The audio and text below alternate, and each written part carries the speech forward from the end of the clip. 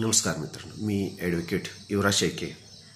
मित्रांनो, आजच्या व्हिडिओमध्ये आपण ई करारपत्र म्हणजे काय पाहतो. मित्रांनो, ई करारपत्र म्हणजेच गहाणखतामध्ये हा प्रकार मोडला जातो. सर्वसामान्य आपण 7/12 पाहिल्यानंतर, शेतीचा 7/12 पाहिल्यानंतर त्यामध्ये इतर अधिकाराचा जो कॉलम असतो त्यामध्ये ई करार बोजा म्हणून राष्ट्रीयकृत बँका, खाजगी बँका किंवा सोसायटी, पतसंस्था इतरांची नोंद दिसत असते.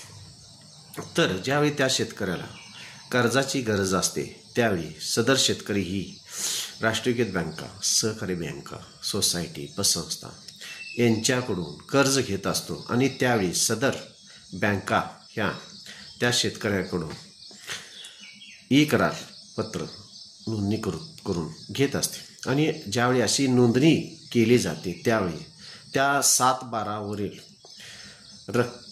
शेतसारा हा ₹7.50 कमी असेल तर अशा ई करार नोंदणी करता स्टॅम्प ड्युटी लागत नाही. आणि त्याच्यापेक्षा जर जास्त असेल तर मग स्टॅम्प ड्युटी भरून सदरचे ई करारपत्र केले जाते.